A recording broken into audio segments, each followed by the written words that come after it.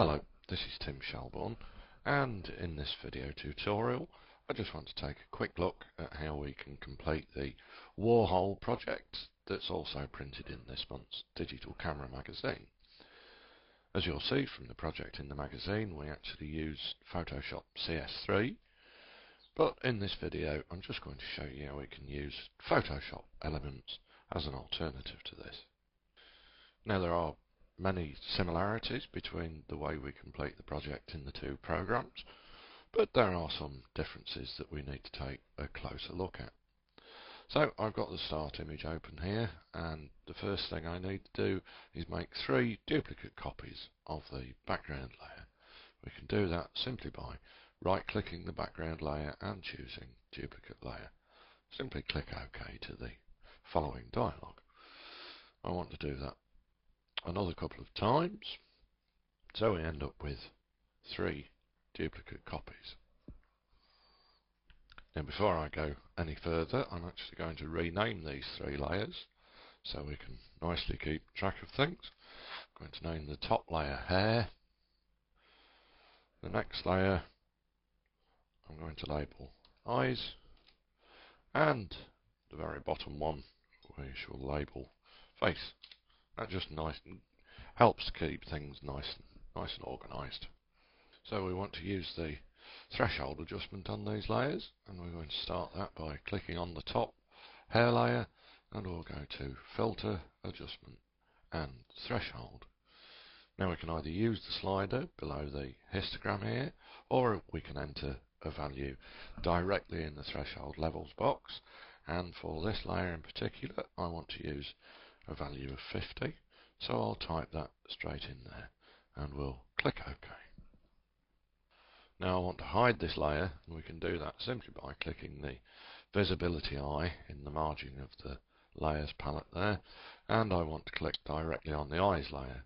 We'll return to the threshold adjustment, and for this layer, to give us lots of nice detail in the eyes, I want to enter a value of 69. Hide this layer again, so we've got the top 2 layers hidden, and we'll finally click on the face layer.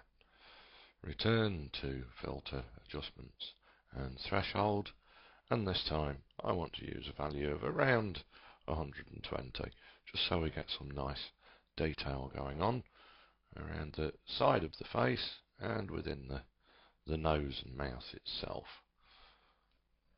Now I want to unhide all of these layers so they're all visible within the image itself. We now need to use some layer masks, and as you probably know, we can't actually do this directly in Photoshop Elements, but we can actually cheat them. We'll add a layer mask to the top layer simply by clicking on the eyes layer below. We'll go to Layer, New Adjustment Layer, Levels. Click OK to the first dialog. Make no adjustments at all to the sliders beneath the histogram, because we just want to use the attached layer mask, and click OK. We'll return to the layer above and simply go to Layer, Group with Previous. Now, this layer mask will affect this particular image layer.